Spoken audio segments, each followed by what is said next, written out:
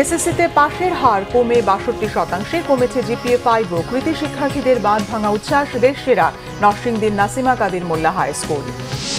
ঢাকার সাথে সুসম্পর্ক চান নরেন্দ্র মোদী, প্রধানমন্ত্রী তারেক রহমানকে জানালেন ত্রিবেদী। বাংলাদেশকে হেয় করে এমন কাজ করতে না দিতে দিল্লির আশ্বাস চায় সরকার। ফ্যাসিবাদী শাসন দেশকে ঋণ নির্ভর ভঙ্গুর অর্থনীতির রাষ্ট্রে পরিণত করেছিল বললেন প্রধানমন্ত্রী। এসডিজি ভিলেজ পাইলট প্রকল্প উদ্বোধন। সৌদি আরবের রিয়াদে কারখানায় আগুনে প্রাণ হারানো 16 জনের বাড়িতে শোকের মাতম, লাশ বুঝে পাওয়ার অপেক্ষা স্বজনদের।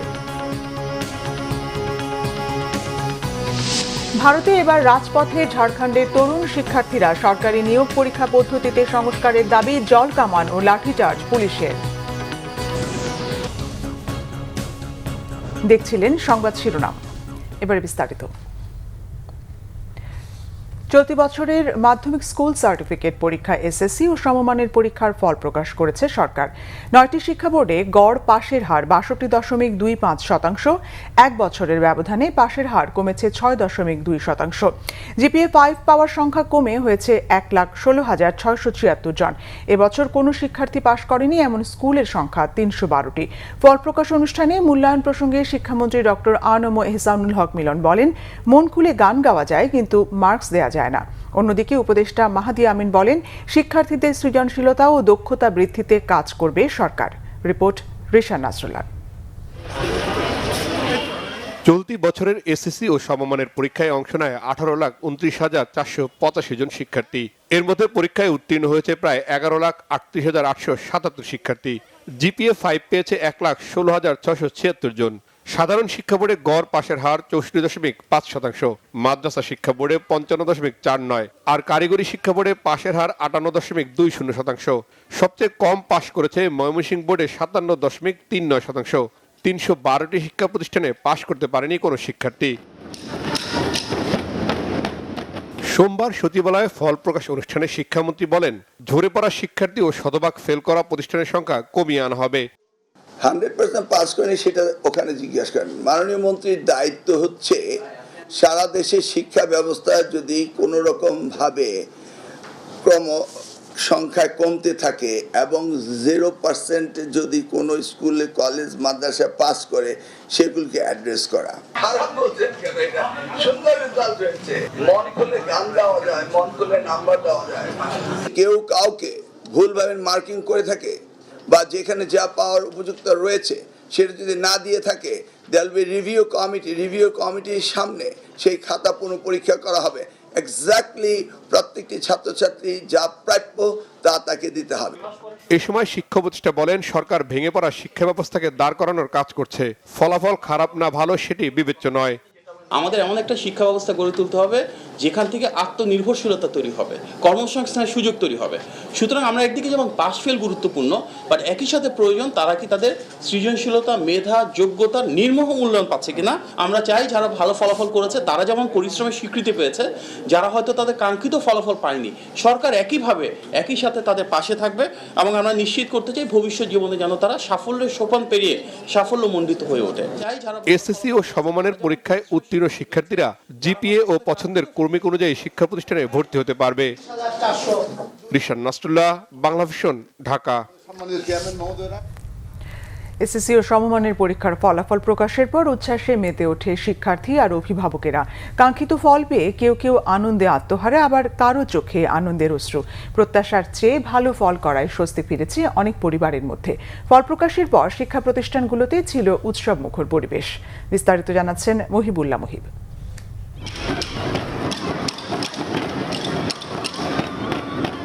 দেশের অন্যতম সেরা স্কুল ভিকারুন্নেসায় ফলাফল পৌঁছার সাথে সাথেই শিক্ষার্থীদের এমন বাঁধ ভাঙা উল্লাস। বাদ্যযন্ত্র বাজিয়ে ভালো ফলাফল অর্জনের আনন্দ প্রকাশ।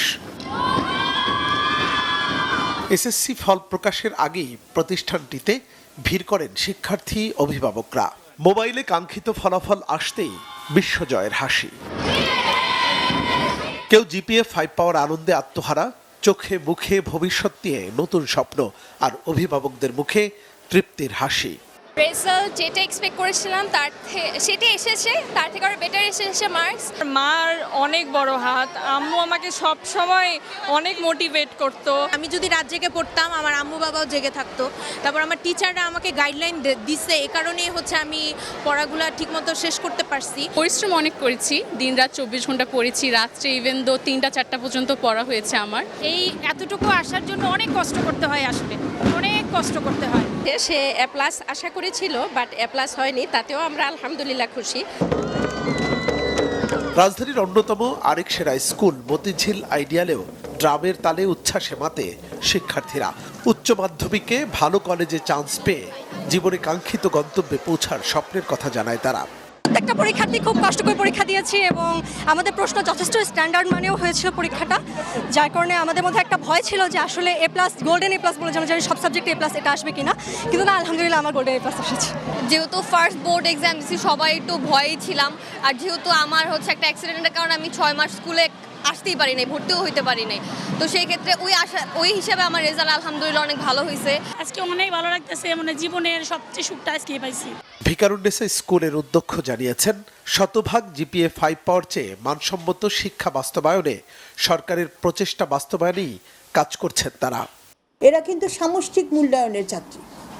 ওরা যখন ক্লাস 9-এ পড়ে, 9-এর পর সরকার পরিবর্তনের পর সামষ্টিক মূল্যায়ন কিন্তু লেখাপড়া, মানে লেখা বা পরীক্ষা নেওয়ার যে সিস্টেম, সেটা কিন্তু ছিল না। সেটা ওরা যখন 9-এ পড়ে, 9-এর সরকার পরিবর্তনের পর ধারাও কিন্তু চেঞ্জ হয়েছে, কারিকুলাম চেঞ্জ হয়েছে, নতুন পাঠ্যসূচিতে এই পরীক্ষার্থীরা কিন্তু পরীক্ষা দিয়েছেন। এবার এইচএসসি ব্যাচটি নতুন কারিকুলামে পরীক্ষা দিয়েছে। এছাড়া ত্রুটিপূর্ণ প্রশ্নপত্রে পরীক্ষা দেয়া, প্রতিকূল আবহাওয়া মোকাবেলা করা সহ নানা চ্যালেঞ্জ ছিল শিক্ষার্থীদের। মুহিবুল্লাহ মুহিব, বাংলা ভিশন, ঢাকা। এসএসসির ফলাফলে এবারও দেশ সেরা ফলাফল করেছে নরসিংদীর নাসিমা কাদির মোল্লা হাই স্কুল অ্যান্ড হোমস। এবছর পরীক্ষায় অংশ নেওয়া 382 জন শিক্ষার্থীর সবাই জিপিএ 5 পেয়েছেন। লেখাপড়ার পরিবেশ এবং সম্মিলিত প্রচেষ্টাতেই সাফল্যের এই ধারাবাহিকতা বলে মনে করেন শিক্ষার্থী শিক্ষকেরা। নরসিংদী প্রতিনিধি লক্ষণ বর্মনের তথ্য ছবি নিয়ে জানাচ্ছেন মুস্তাফিজ আরেফিন। প্রতিষ্ঠার পর থেকেই বিভিন্ন পাবলিক পরীক্ষায় ভালো ফলাফল করে আসছে নরসিংদীর নাসিমা কাদির মোল্লা হাই স্কুল অ্যান্ড হোমসের শিক্ষার্থীরা। এবারও তার ব্যতিক্রম হয়নি। এবারের এসএসসি ও সমমানের পরীক্ষায় অংশ নেওয়া এই স্কুলের শতভাগ শিক্ষার্থী জিপিএ 5 পেয়েছে। এবছর বিজ্ঞান বিভাগ থেকে 376 জন ও ব্যবসায় শিক্ষা শাখায় 6 জন শিক্ষার্থী এসএসসি পরীক্ষায় অংশ নেয়। সর্বমোট 382 শিক্ষার্থীর সবাই পেয়েছে জিপিএ 5। এমন ফলাফলে আনন্দিত শিক্ষক, শিক্ষার্থী ও অভিভাবকরা। নিয়মিত পড়ালেখার পাশাপাশি অক্লান্ত পরিশ্রম, শিক্ষকদের সঠিক দিক নির্দেশনা, নিয়মিত ক্লাস ও পরীক্ষার কথা বলেন শিক্ষার্থীরা। আজকের ফলাফল পেয়ে আমি অনেক অনেক অনেক বেশি খুশি। আমরা আমাদের প্রাপ্য অধিকার, প্রাপ্য ফলাফল অর্জন করতে পেরেছি। পুরো কৃতিত্বটা আমরা আমাদের টিচারদেরকে দিতে চাই, কারণ কমার্সের আমরা স্টুডেন্ট কম ছিলাম, তো স্যারেরা আমাদেরকে সকালে আনাইছে, রাতে আনাইছে, মানে পুরো দিনটাই আমরা মোটামুটি স্কুলেই ছিলাম। এসএসসি যখন রেজাল্ট দিল, আমাদের সব গ্লানি মুছে গেল। আমাদের এনকেএম স্কুল পুনরায় 382-তে 382 পেয়েছে। মানে আমাদের মোল্লা স্যার, চেয়ারম্যান স্যার, মানে ওনার যে গাইডলাইন ছিল, এটা আসলেই মানে ভালো ছিল। টিচারদের অবদানটা বেশি, তারা যদি আমাদেরকে এত মানে প্রেশারটা না দিয়ে মানে কেয়ার না করতে, তাহলে আমরা এরকম ভালো রেজাল্ট আসলে করতে পারতাম না। স্কুলটির এমন সাফল্যে শিক্ষক ও অভিভাবকরাও গর্বিত। জীবনের প্রথম ধাপে এই এসএসসি পরীক্ষাটা, এই প্রথম ধাপের ভিতরে আমরা অনেক আনন্দিত। প্রতি বছরের আমরা আসলে অনেক খুশি। সুশিক্ষার মাধ্যমে শিক্ষার্থীরা যেন সফল ও মানবিক হয়ে ওঠে, সেই চেষ্টাই করে যাচ্ছেন বলে জানালেন স্কুলের প্রতিষ্ঠাতা সভাপতি আব্দুল কাদির মোল্লা। গত বছর 320 শতভাগ জিপিএ পেয়েছে, ইনশাল্লাহ এবার আপনাদের 382 শতভাগ জিপিএ পেয়েছে। তো এই যে ধারাবাহিক ফলাফল, এটার পিছনে আমি একা নই, সকল নরসিংদীবাসী তথা সকল অভিভাবক, শিক্ষার্থী, বিশেষ করে আমাদের পরিশ্রমী সকল শিক্ষকদেরই অবদান। আগামী দিনও আশা করি এই ফলাফল ধারাবাহিকতা রক্ষা করতে সক্ষম হবে। এই ফলাফলের অর্জনের পিছনে সবচেয়ে বড় যিনি কারিগর, উনি আমাদের প্রতিষ্ঠানের সভাপতি জনাব আব্দুল কাদির মোল্লা মহোদয়। উনার কঠোর নির্দেশনা এবং অনুশাসন সকল শিক্ষার্থী, অভিভাবক এবং শিক্ষকদের সার্বক্ষণিক নজরদারি এবং পরিশ্রমের ফলে আজকে অর্জন সম্ভব হয়েছে। প্রতিটা শিক্ষক শিক্ষার্থীকে সার্বিক তদারকি করে এবং যে সকল শিক্ষার্থী একটু পিছিয়ে থাকে এ সকল শিক্ষার্থীকে মার্কিং করে আমরা প্রতিদিন সন্ধ্যা 6টা থেকে রাত 11টা পর্যন্ত আমরা দীর্ঘ 3 মাস এদের পিছনে শ্রম দিয়েছি।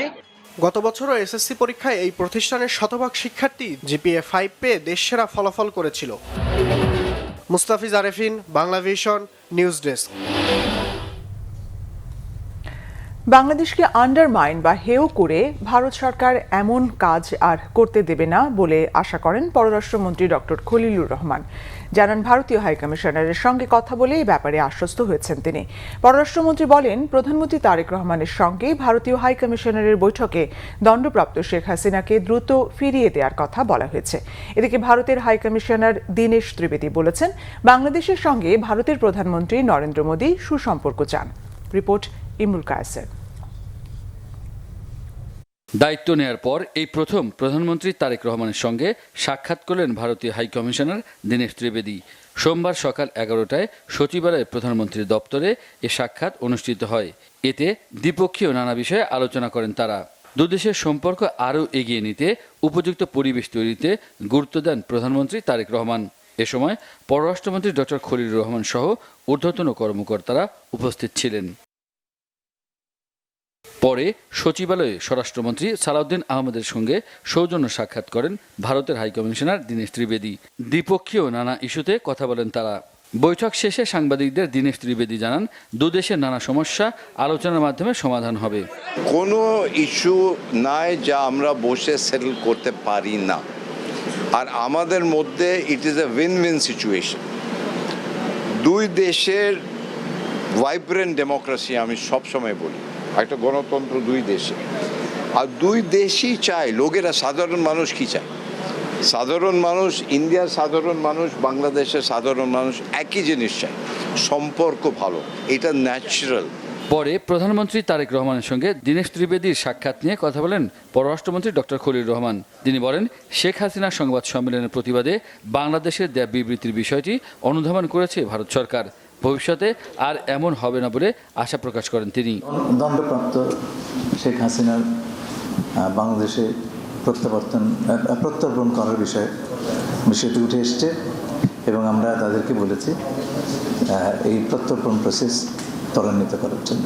5 তারিখে হাসিনা যে কাজটি করেছে সেটা হচ্ছে বাংলাদেশের জুডিশিয়ারি রাষ্ট্রের একটি স্তম্ভতার প্রতি বৃদ্ধাঙ্গুষ্ঠে দেখিয়েছে এবং সেই কাজটি ভারত সরকার করতে দিয়েছে এবং আমরা আশা করব আমাদের এই বিষয়টি ভারত সরকার অনুধাবন করবেন। আমার ধারণা হচ্ছে তাদের সঙ্গে কথা বলে তারা জিনিসটা বুঝতে পেরেছেন এবং আশা করব যে আমাদের রাষ্ট্রের কোনো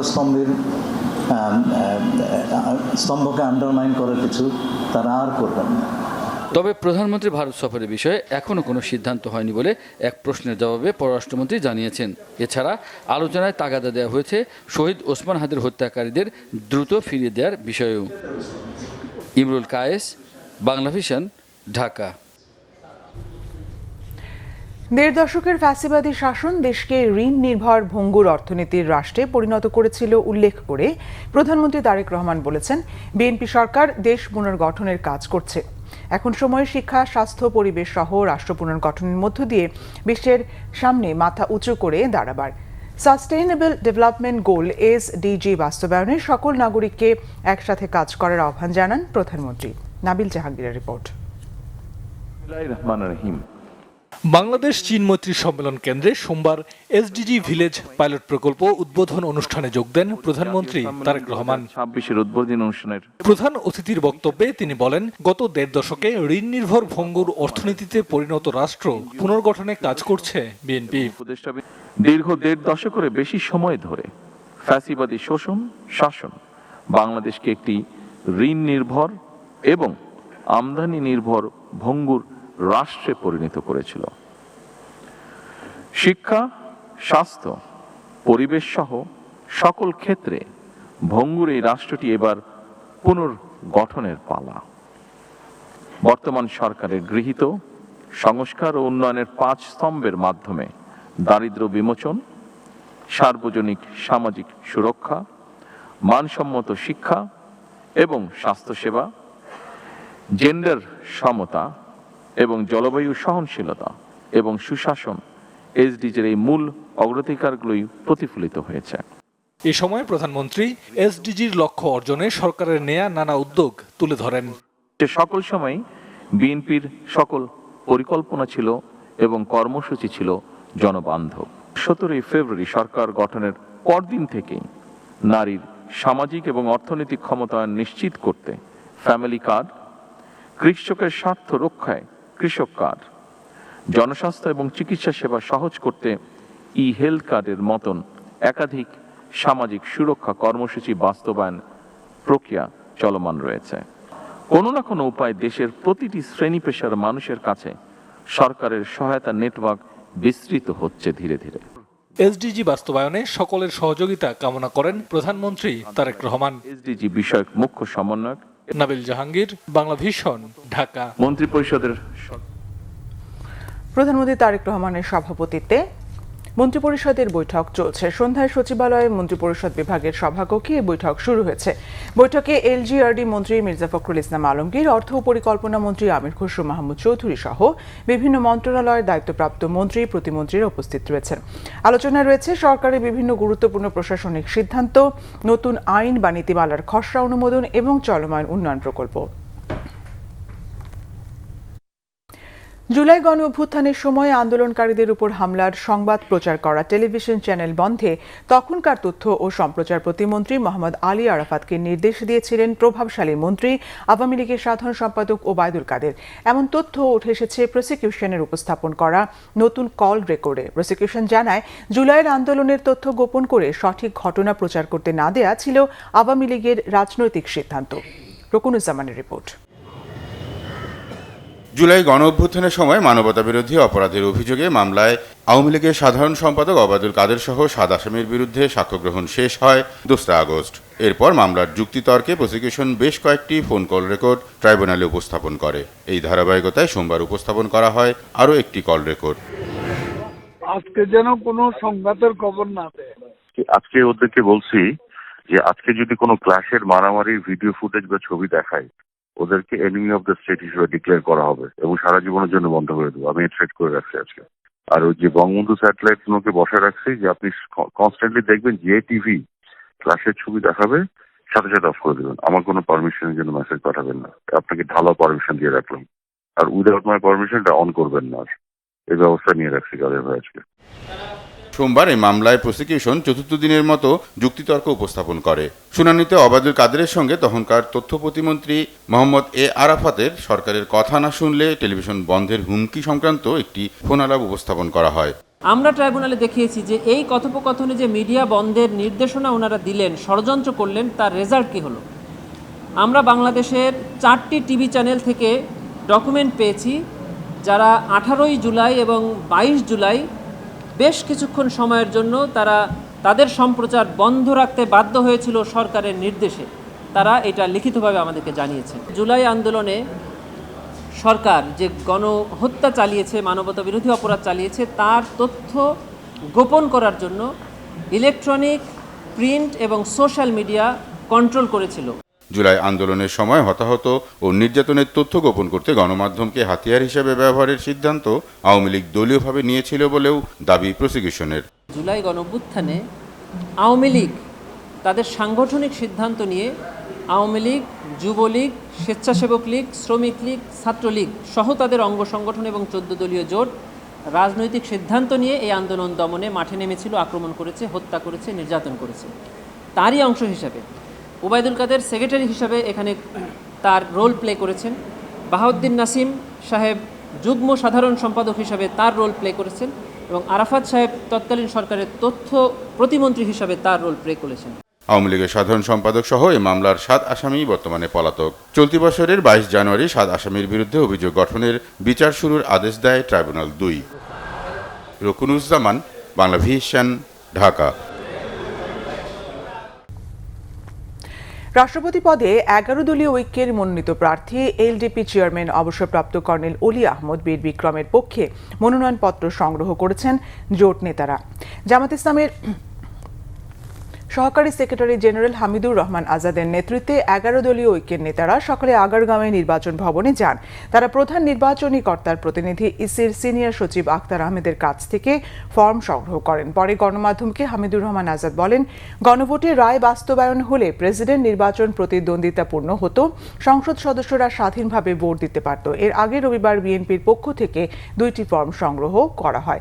গত বৃহস্পতিবার রাষ্ট্রপতি নির্বাচনের তফসিল ঘোষণা করা হয়। তফসিল অনুযায়ী মনোনয়নপত্র দাখিল 13 আগস্ট সকাল 10টা থেকে বিকেল 4টা পর্যন্ত, মনোনয়নপত্র যাচাই বাছাই 16 আগস্ট, প্রার্থিতা প্রত্যাহারের শেষ দিন 18 আগস্ট, আর 20 আগস্ট দুপুর 2টা থেকে বিকেল 5টা পর্যন্ত জাতীয় সংসদ অধিবেশন কক্ষে অনুষ্ঠিত হবে রাষ্ট্রপতি নির্বাচনের ভোট। গণভোটের রায়টা, জনগণের রায়টা বিএনপি বাস্তবায়ন করে নাই। যদি আজকে রায় বাস্তবায়ন হতো তাহলে আর্টিকেল 70টা সংস্কারের মধ্যে চলে আসতো। এখন স্বাধীনভাবে ভোট দিতে পারবে না সংসদ সদস্যরা, তারা ভোটার। তাহলে একদিকে তাকে আপনি ভোটাধিকার দিয়েছেন, আবার তার অধিকারের উপর আপনি হস্তক্ষেপ বা নিয়ন্ত্রণ আরোপ করে গেছেন। আপনি বলছেন যে পুকুরের নামে সাঁতরাও, কিন্তু হাত পা বাঁধা। সৌদি আরবের রিয়াদের মানফুয়া এলাকায় সোফা তৈরির কারখানায় অগ্নিকাণ্ডের ঘটনায় প্রাণহানির শিকার 16 বাংলাদেশির 13 জনের বাড়ি নওগাঁয়, বাকি 3 জন নাটোরের। তাদের পরিবারে চলছে শোকের আহাজারি। দ্রুত প্রিয়জনের লাশ দেখার অপেক্ষায় স্বজনরা। নওগাঁ প্রতিনিধি বেলায়েত হোসেন ও নাটোর প্রতিনিধি কামরুল ইসলামের তথ্য ও ছবিতে ডেস্ক রিপোর্ট। সৌদি আরবের রাজধানী রিয়াদে রবিবার স্থানীয় সময় দুপুর 12:30টার দিকে ওই সোফা কারখানাটিতে আগুন লাগে। এ সময় কারখানায় আটকে পড়া 16 বাংলাদেশি অগ্নিদগ্ধ হয়ে মারা যান। এদের মধ্যে 13 জনের বাড়ি নওগাঁর আত্রাই ও সদর উপজেলায়, বাকি 3 জনের বাড়ি নাটোরের নলডাঙ্গা উপজেলায়। মারা যাওয়া ব্যক্তিরা হলেন আত্রাই উপজেলার সাদনগর গ্রামের সাগর, খরস্রোতা গ্রামের মজিদুল ও আব্দুল জলিল, উজনপই গ্রামের ফরিদ শেখ, দুবাই গ্রামের সুমন ও হাসিবুল হাসান শুভ, কালিকাপুর ইউনিয়নের গন্ডগোহালি গ্রামের মোহন প্রামাণিক ও তার ছোট ভাই সুমন প্রামাণিক, একই গ্রামের রুবেল প্রামাণিক, কলিমুল্লাহ প্রামাণিক, বোয়ালা গ্রামের হৃদয় ও মধ্য বোয়ালিয়া গ্রামের মিনহাজ এবং নওগাঁ সদর উপজেলার নওগাঁ পৌরসভার পার নওগাঁ এলাকার শাহিন। স্বজন হারানোর বেদনায় পরিবারগুলো শোকে মুহ্যমান। বরাবর মেয়ের ছেলে আছে ওখানে, সে ফোন দিছিল, দিয়া বলল যে এরকম ভাব, মামা রুমে ঘুমাইছিল, আমরা গেছিলাম সেলুনের দোকান গেছিলাম, এসে দেখি আগুন লাগছে, গেট খুলে দেখি মানে ঘর অন্ধকার, মানে মামার কোনো চিহ্ন মিহ্ন নেই। তো মা তুমি কি করেছেন, কি খাচ্ছেন, কি রান্না করেছেন? আমার সওয়াল যেটা দিয়ে মা, তুমি নামাজ কালাম করবেন, তুমি কোনো কাজকর্ম করবেন না, তোমার অসুখ শরীর। বিদেশ গেলে হয়তো যা কামাই করে একটু টাকা পয়সা দেশে পাঠালে বাড়ির পরে একটু ভালোভাবে খাবে, সংসারটা ভালোভাবে চলবে, এই উদ্দেশ্যে গেছে। এদিকে সোফা কারখানায় আগুনে দগ্ধ হয়ে নাটোরের নলডাঙ্গা উপজেলার 3 রেমিটেন্স যোদ্ধা মারা যান। এমন খবরে পরিবারগুলোতে চলছে শোকের মাতম। 3 রেমিটেন্স যোদ্ধার মধ্যে একজন 7 মাস আগে সৌদি আরব যান। ধার দেনা করে বিদেশ গেলেও এখনো তাদের সেই ঋণ শোধ হয়নি। মরদেহগুলো দ্রুত পরিবারের কাছে হস্তান্তর সহ ক্ষতিপূরণের দাবি স্বজনদের। আমার ছোট বাচ্চাটা কিভাবে কান্না করেছে, আমি আমার ছোট বাচ্চাকে নিয়ে একা একা কিভাবে কি করবো, আমি কিছু ভাবে পাচ্ছি না। 6,70,000 টাকা নুন করছি, তার ছাল 4 আনা পয়সা দিয়ে পাইনি, কারখানার আবার বেতন এই ভাড়া দিতে লাগছে 16 লাখ টাকা 8 জনে। সরকারের কাছে দাবি ঋণ পাতি যেন কিছুটা শোধ করে দেয় সরকারে, আর লাস্টটা যেন এই দেশে পৌঁছায় দেয়। লোন পরিশোধের দায়ে তাদের একটা টেনশন, এদিকে ছেলে মৃত্যুর একটা শোক, এই সকল কিছু মিলে তারা খুব দুর্বিষহ জীবনযাপন করছে। ধার দেনা পরিশোধের জন্য সরকারের হস্তক্ষেপ কামনা করেছেন এলাকাবাসী। সম্পূর্ণ সরকারি খরচে এই লাশগুলো অতি দ্রুত বাংলাদেশে আনার ব্যবস্থা করে। আসলে আমাদের এবং আমাদের এলাকাবাসীর সবার এই একটাই এখন চাওয়া। মরদেহগুলো দেশে আনতে প্রয়োজনীয় ব্যবস্থা নেওয়া হচ্ছে বলে জানান নাটোর জেলা প্রশাসক। প্রবাসী কল্যাণ মন্ত্রণালয়ের সাথে তাদের নিহতদের লাশ দেশে কত দ্রুত আনা যায় সেই ব্যাপারে কথা বলেছি, আমরা যোগাযোগ রাখছি। একই সাথে তাদের ক্ষতিপূরণ প্রদানের বিষয়টিও আমি ঊর্ধ্বতন কর্তৃপক্ষকে জানিয়েছি। এদিকে প্রবাসীদের মরদেহ দ্রুত দেশে ফিরিয়ে আনা এবং তাদের পরিবারের জন্য প্রয়োজনীয় সব ধরনের সরকারি সহায়তা ক্ষতিপূরণ নিশ্চিতের আশ্বাস দিয়েছেন প্রবাসী কল্যাণ ও বৈদেশিক কর্মসংস্থান মন্ত্রী আরিফুল হক চৌধুরী। বিবৃতিতে শোক জানিয়েছেন পররাষ্ট্রমন্ত্রী ডক্টর খলিলুর রহমান ও প্রতিমন্ত্রী শামা ওবায়েদ। সুচরিতা সূচি, বাংলা ভিশন নিউজ ডেস্ক। আবারও জেন জি বিক্ষোভে উত্তাল ভারত। ককরোচ জনতা পার্টির ভারতব্যাপী বিক্ষোভের পর এবার রাস্তায় নেমেছে ঝাড়খণ্ডের তরুণ শিক্ষার্থীরা। সরকারি চাকরি নিয়োগ পরীক্ষায় অনিয়ম, প্রশ্নপত্র ফাঁসের অভিযোগ আর পরীক্ষা পদ্ধতিতে সংস্কারের দাবিতে রাস্তায় নেমেছে হাজারো জেন জি বিক্ষোভকারী। পরীক্ষা পদ্ধতি পরিবর্তনের 3টি দাবি তুলেছে আন্দোলনকারীরা। কেন্দ্রীয় শিক্ষামন্ত্রী ধর্মেন্দ্র এর পদত্যাগের পরও শিক্ষা না নিয়ে উল্টো শিক্ষার্থীদের উপর চড়াও হয়েছে রাজ্য পুলিশ। সোমবার বিধানসভা অভিমুখে শিক্ষার্থীদের উপর জলকামান, লাঠিচার্জ ও গণগ্রেফতার চালিয়েছে পুলিশ। নাইম আহমেদের ডেস্ক রিপোর্ট। আবারও ক্ষোভে বিক্ষোভে উত্তাল ভারতের তরুণ প্রজন্ম জেনজি। কাঁটাতার ও ব্যারিকেড ভেঙে সোমবার দফায় দফায় পুলিশের সাথে সংঘর্ষে জড়িয়ে পড়ে তারা। চলে ধাওয়া পাল্টা ধাওয়া। গেল 16 দিনের শান্তিপূর্ণ বিক্ষোভ রূপ নেয় তীব্র সহিংসতায়। রণক্ষেত্রে পরিণত হয় ভারতের ঝাড়খণ্ডের রাঞ্চি শহর। নতুন করে ভারতের জেনজিদের এই বিক্ষোভের শুরু গেল 25 জুলাই। পরীক্ষায় অনিয়ম, প্রশ্নপত্র ফাঁস আর পুরো পরীক্ষা পদ্ধতিতে পরিবর্তনের দাবিতে গেল 16 দিন ধরে শান্তিপূর্ণ বিক্ষোভ আর অনশন করছে ঝাড়খণ্ডের চাকুরি প্রত্যাশী ও শিক্ষার্থীরা। তবে সোমবার হঠাৎ করেই তার রূপ নেয় সহিংসতায়। এদিন নিয়োগ পরীক্ষায় সংস্কার ও প্রশ্নপত্র ফাঁসের অভিযোগের তদন্তের দাবিতে কয়েক হাজার শিক্ষার্থী ও চাকুরি প্রার্থীরা ট্রেন, বাস ও অন্যান্য যানবাহনে করে বিভিন্ন জেলা থেকে ঝাড়খণ্ডের রাজধানী রাঞ্চিতে জড়ো হন। স্লোগানে স্লোগানে ফেটে পড়ে তারা। সরকারের কাছে দাবি পেশ করতে বিধানসভা অভিমুখে যাত্রা শুরু করে বিক্ষোভ মিছিলটি। তবে মাঝপথেই আন্দোলনকারীদের উপর হামলে পড়ে রাজ্য পুলিশ। তাদের ছত্রভঙ্গ করতে লাঠিচার্জ, জলকামান ও টিয়ারশেল ব্যবহার করে পুলিশ। এক পর্যায়ে ব্যারিকেড ভেঙে জেনজিরা এগিয়ে যাওয়ার চেষ্টা করলে তাদের উপর লাঠিচার্জ করে পুলিশ। পুলিশি বাধা পেয়ে আরও ক্ষুব্ধ হয়ে পড়ে বিক্ষোভকারীরা। তাদের অভিযোগ, শান্তিপূর্ণ মিছিলে বাধা দিয়েছে প্রশাসন। আন্দোলনকারীদের মধ্যে অনশনরত ছাত্রনেতা দেবেন্দ্র মাহাতোও ছিলেন। তিনি দাবি করেন, শিক্ষার্থীদের ন্যায্য দাবি না মেনে রাজ্য সরকার স্বৈরাচারী আচরণ করছে।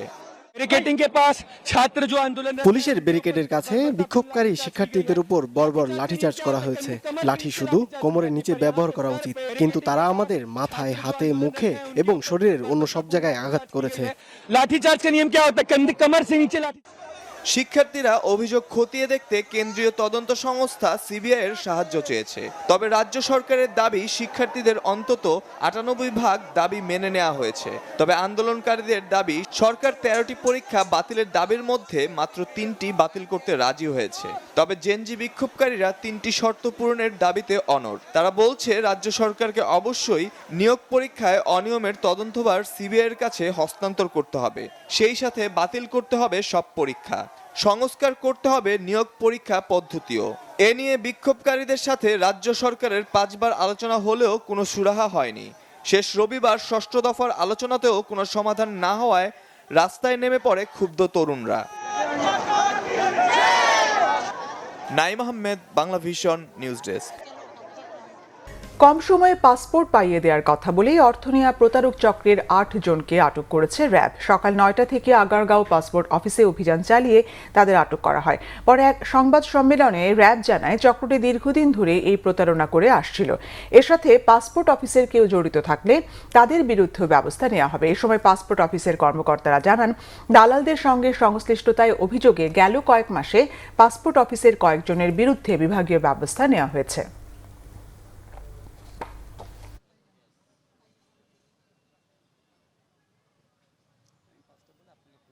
গত 2 ঘন্টা যাবৎ আমরা এই মোবাইল কোর্টটি পরিচালনা করি এবং অনেক সংখ্যক দালালকে আমরা গ্রেপ্তার করতে সক্ষম হই। আপনারা দালাল চক্রের প্রলোভনে পা দিবেন না। পা না দিয়ে সঠিকভাবে পাসপোর্ট অফিসে আসেন। পাসপোর্ট অফিসের যে সেবা, সঠিক সেবাটা সঠিকভাবে গ্রহণ করেন। দালালরা আপনাদের অল্প সময়ে কোনোভাবে এই পাসপোর্ট দিতে পারবে না। কেউ যদি পঞ্চগড় থেকে পাসপোর্টের বায়োমেট্রিক্স দেয়, সুপার এক্সপ্রেস ফি দেয়, সে বিকালে এই অফিস থেকে পাসপোর্টটা ডেলিভারি নিতে পারে। সুতরাং কোনো প্রতারকের প্রশ্রয় নেওয়ার কোনো দরকার নাই যে পাসপোর্টটা আগে পাওয়ার জন্য। একপাক্ষিক ও ঢালাও সমালোচনা সংস্কৃতি থেকে বেরিয়ে আসতে রাজনৈতিক দলগুলোর প্রতি আহ্বান জানিয়েছেন প্রধানমন্ত্রীর উপদেষ্টা ও বিএনপির সিনিয়র যুগ্ম মহাসচিব রুহুল কবির রিজভী। সোমবার সকালে সিডাপ মিলনায়তনে এক আলোচনা সভায় এই আহ্বান জানান তিনি। বলেন, গণতন্ত্রের পথ সুগম করতে উস্কানিমূলক আচরণ ও ভাষা পরিত্যাগ করা প্রয়োজন। শহীদ শরীফ ওসমান হাদি নির্বাচনী সহিংসতার শিকার হয়ে খুন হয়নি উল্লেখ করে তিনি আরও বলেন, নেতাদের বক্তব্যের ভাষায় শিষ্টাচার না থাকলে কর্মীদের উপর তার প্রভাব পড়ে। তাই রাজনৈতিক দলগুলোকে যৌক্তিক ও গণতান্ত্রিক সমালোচনার ভাষা ব্যবহারের আহ্বান জানান তিনি। এছাড়া দেশের বিভিন্ন জেলায় বিএনপির কার্যালয়ে নেতাকর্মীদের ওপর হামলার অভিযোগ করেন রুহুল কবির রিজভী।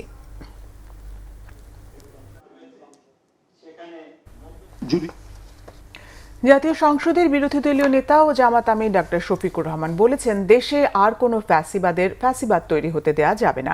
সোমবার গাইবান্ধার সাঘাটা উপজেলার বোনারপাড়া আজহার উদ্দিন সরকারি উচ্চ বিদ্যালয় মাঠে শিবির নেতা সাইফুল্লাহ বাড়ি ও সালাউদ্দিনের হত্যায় জড়িতদের বিচার ও আইন শৃঙ্খলার অবনতির অভিযোগে প্রতিবাদ সমাবেশে প্রধান অতিথির বক্তব্যে কথা বলেন তিনি। জামাত আমির বলেন, ফ্যাসিবাদের বিরুদ্ধে একবার লড়াই করেছেন, আরেকটি ফ্যাসিবাদের উত্থান ঠেকাতে প্রয়োজনে আবারও মাঠে নামবেন। জুলাই গণঅভ্যুত্থানের দ্বিতীয় বার্ষিকী উদযাপন করেছে university laboratory school and college. দিনটি উপলক্ষে স্কুল চত্বরে দোয়া, আলোচনা সভা, ডকুমেন্টারি প্রদর্শনী, পুরস্কার বিতরণ এবং সাংস্কৃতিক অনুষ্ঠান হয়। আলোচনা সভায় ছাত্র জনতার গণঅভ্যুত্থানের শহীদ ও অংশগ্রহণকারীদের অবদানকে স্মরণ করে বক্তব্য রাখেন শিক্ষক ও শিক্ষার্থীরা।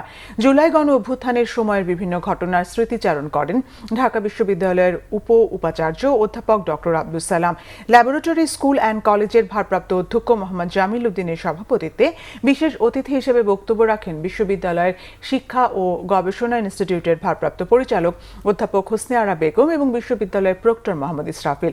স্বাগত বক্তব্য রাখেন জুলাই গণঅভ্যুত্থান উদযাপন কমিটির আহ্বায়ক মোহাম্মদ ইমরান কবির। সঞ্চালনা করেন সহকারী অধ্যাপক তাহেরা ইয়াসমিন, মোহাম্মদ সাইফুল ইসলাম আকন এবং প্রভাষক মমিনুল ইসলাম। মার্কিন প্রেসিডেন্ট ডোনাল্ড ট্রাম্পের 15 দফা গাজার শান্তি পরিকল্পনা প্রত্যাখ্যান করেছেন ইসরায়েলের প্রধানমন্ত্রী বেনিয়ামিন নেতানিয়াহু। রবিবার মন্ত্রিসভার বৈঠকে এই ঘোষণা দিয়েছেন তিনি। আন্তর্জাতিক বোর্ড অব পিসের প্রস্তাবিত 15 দফার গাজার শান্তি চুক্তি ও রোডম্যাপ আনুষ্ঠানিকভাবে প্রত্যাখ্যান করেছে ইসরায়েল। নেতানিয়াহু প্রধানমন্ত্রী থাকা অবস্থায় গাজা বা পশ্চিম তীরে কোনো স্বাধীন ফিলিস্তিন রাষ্ট্র হতে দেবেন না বলে মন্তব্য করেছেন তিনি। এছাড়া হামাস সব অস্ত্র সমর্পণ করার আগে গাজা থেকে ইসরায়েলের কোনো সেনা সরানো হবে না বলেও জানিয়েছেন নেতানিয়াহু। তার মতে, হামাস অস্ত্র জমা না দিলে ইসরায়েলের নাগরিক ও সেনাদের নিরাপত্তা হুমকির মুখে পড়বে। ইসরায়েল গাজার প্রায় 70% নিয়ন্ত্রণ করে এবং যে কোনো ধরনের হুমকি প্রতিহত করতে তারা হামলা অব্যাহত রাখবে বলে জানিয়েছে প্রধানমন্ত্রী নেতানিয়াহু। 90 দিনের মধ্যেই হকি ফেডারেশনের নির্বাচনের জন্য নতুন অ্যাডহক কমিটিকে নির্দেশনা দিয়েছেন সভাপতি এবং বিমান বাহিনী প্রধান air chief marshal Hasan Mahmud Khan. Bangladesh hockey ফেডারেশনের নবগঠিত অ্যাডহক কমিটির প্রথম সাধারণ সভা বিমান বাহিনীর ফ্যালকন হলে অনুষ্ঠিত হয়। মানিক মাহমুদের রিপোর্ট। হকি ফেডারেশনের নতুন অ্যাডহক কমিটির প্রথম সাধারণ সভার শুরুতে সাবেক সাধারণ সম্পাদক মরহুম আব্দুল সাদেকের স্মরণে গভীর শোক প্রকাশ করা হয় এবং তার আত্মার মাগফিরাত কামনা করে 1 মিনিট নীরবতা পালন করা হয়। সভায় আলোচনা হয় বেশ কয়েকটি বিষয় নিয়ে। ফেডারেশনের পরবর্তী বাজেট অনুমোদন করা হয় সভায়। হকি ফেডারেশনের সভাপতি একটি সুষ্ঠু ও গ্রহণযোগ্য নির্বাচন আয়োজনের উপর বিশেষ গুরুত্ব আরোপ এবং নির্বাচন আয়োজনের সময় নির্ধারণ করে দেন। কমিটি গুরু দায়িত্ব দিয়েছে আমাদের ওখানে 90 দিন সময়সীমা, যার মধ্যে অলরেডি প্রবাবলি 20-25 দিন চলে গিয়েছে। তো আমাদের পুরো কমিটির মধ্যে আমরা দুজনকে দায়িত্ব দিয়েছি যে ইলেকশন কার্যক্রম জানি 90 দিনের মধ্যে আমরা সুষ্ঠুভাবে করতে পারি। That's our number 1 priority. হকির তৃণমূল পর্যায় থেকে নতুন খেলোয়াড় তৈরির লক্ষ্যে 12টি সাব কমিটি গঠন করা হয়। ঘরোয়া লীগ নিয়মিত আয়োজনের বিষয়েও সিদ্ধান্ত নেওয়া হয় সভায়। মাননীয় প্রেসিডেন্ট মহোদয় আমাদেরকে দিক নির্দেশনা দিয়েছেন যে আমরা সেপ্টেম্বরের প্রথম সপ্তাহে প্রথম বিভাগ লিগটা চালু করতে পারি এবং আমরা একটা পূর্ণাঙ্গ 1 বছরের ক্যালেন্ডার তৈরি করে দিব, যেটা নিয়ে আর কি আমাদের national youth hockey, school hockey, দ্বিতীয় বিভাগ, প্রথম বিভাগ পূর্ণাঙ্গ একটা ক্যালেন্ডার থাকবে। ইনশাআল্লাহ আমরা যদি নভেম্বরের মধ্যে নতুন টার্ফ স্থাপন করতে পারি। আজকেও আমাদের মিটিং আলাপ হয়েছে 4 জাতি না 5 থেকে 6 জাতি নিয়ে আমরা একটা ইন্টারন্যাশনাল টুর্নামেন্ট ডিসেম্বরে হোস্ট করার চেষ্টা করব।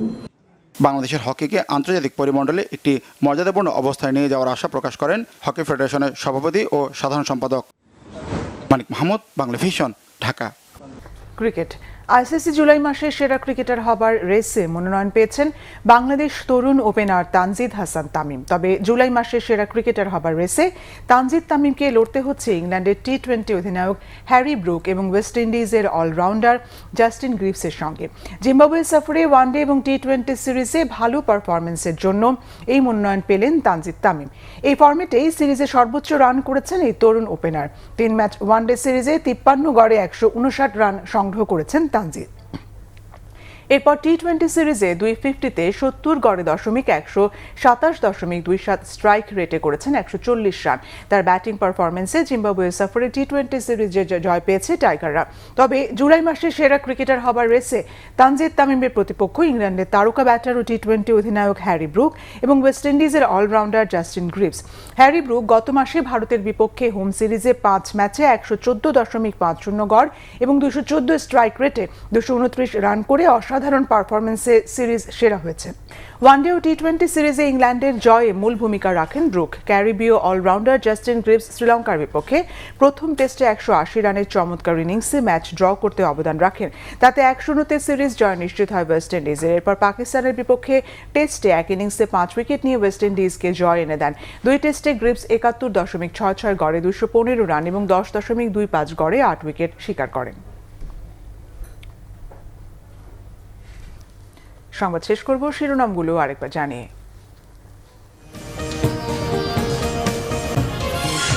এসএসসিতে পাশের হার কমে 62%, কমেছে জিপিএ 5 ও কৃতি শিক্ষার্থীদের বাঁধ ভাঙা উচ্ছ্বাস, দেশ সেরা নরসিংদীর নাসিমা কাদির মোল্লা হাই স্কুল। ঢাকার সাথে সুসম্পর্ক চান নরেন্দ্র মোদী, প্রধানমন্ত্রী তারেক রহমানকে জানালেন ত্রিবেদী। বাংলাদেশকে হেয় করে এমন কাজ করতে না দিতে দিল্লির আশ্বাস চায় সরকার। ফ্যাসিবাদী শাসন দেশকে ঋণ নির্ভর ভঙ্গুর অর্থনীতির রাষ্ট্রে পরিণত করেছিল বললেন প্রধানমন্ত্রী।